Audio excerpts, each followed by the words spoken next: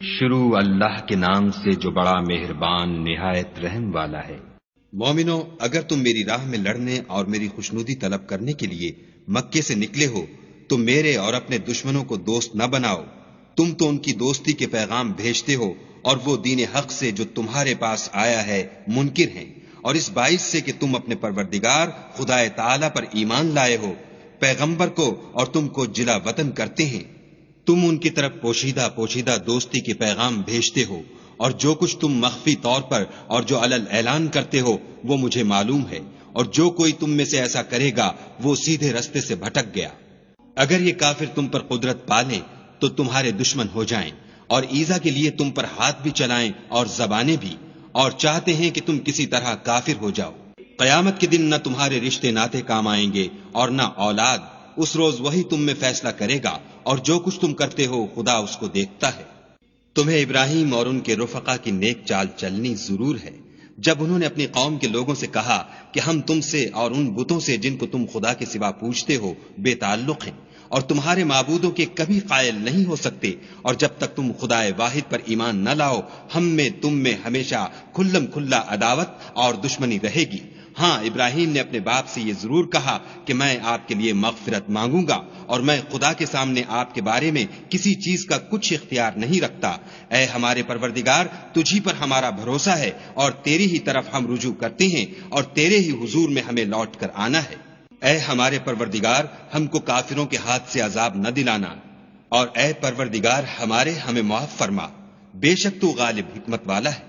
تم مسلمانوں کو، یعنی جو کوئی خدا کے سامنے جانے اور روز آخرت کے آنے کی امید رکھتا ہو، اسے ان لوگوں کی نیک چال چلنی ضرور ہے، اور جو روگردانی کرے تو خدا بھی بے پرواہ اور سزاوار حمد و ثنا ہے۔ عجب نہیں کہ خدا تم میں اور ان لوگوں میں جن سے تم دشمنی رکھتے ہو دوستی پیدا کر دے، اور خدا قادر ہے اور خدا بخشنے والا مہربان ہے۔ جن لوگوں نے تم سے دین کے بارے میں جنگ نہیں کی اور نہ تم کو تمہارے گھروں سے نکالا، ان کے ساتھ بھلائی اور انصاف کا سلوک کرنے سے خدا تم کو منع نہیں کرتا۔ خدا تو انصاف کرنے والوں کو دوست رکھتا ہے۔ خدا انہی لوگوں کے ساتھ تم کو دوستی کرنے سے منع کرتا ہے جنہوں نے تم سے دین کے بارے میں لڑائی کی اور تم کو تمہارے گھروں سے نکالا اور تمہارے نکالنے میں اوروں کی مدد کی، تو جو لوگ ایسوں سے دوستی کریں گے وہی ظالم ہیں۔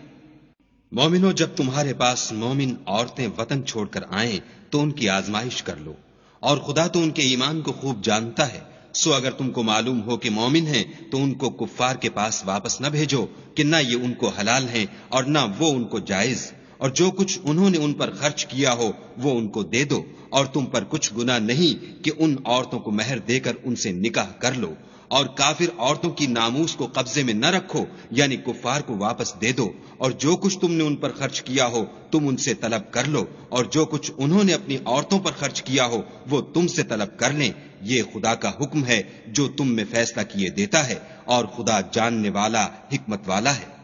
اور اگر تمہاری عورتوں میں سے کوئی عورت تمہارے ہاتھ سے نکل کر کافروں کے پاس چلی جائے اور اس کا مہر وصول نہ ہوا ہو، پھر تم ان سے جنگ کرو اور ان سے تم کو غنیمت ہاتھ لگے تو جن کی عورتیں چلی گئی ہیں ان کو اس مال میں سے اتنا دے دو جتنا انہوں نے خرچ کیا تھا، اور خدا سے جس پر تم ایمان لائے ہو ڈرو۔ اے پیغمبر صلی اللہ علیہ وآلہ وسلم، جب تمہارے پاس مومن عورتیں اس بات پر بیعت کرنے کو آئیں کہ خدا کے ساتھ نہ تو شرک کریں گی، نہ چوری کریں گی، نہ بدکاری کریں گی، نہ اپنی اولاد کو قتل کریں گی، نہ اپنے ہاتھ پاؤں میں کوئی بہتان باندھ لائیں گی، نہ نیک کاموں میں تمہاری نافرمانی کریں گی، تو ان سے بیعت لے لو اور ان کے لیے خدا سے بخشش مانگو، بے شک خدا بخشنے والا مہربان ہے۔ مومنوں، ان لوگوں سے جن پر خدا غصے ہوا ہے دوستی نہ کرو، کیونکہ جس طرح کافروں کو مردوں کے جی اٹھنے کی امید نہیں، اسی طرح ان لوگوں کو بھی آخرت کے آنے کی امید نہیں۔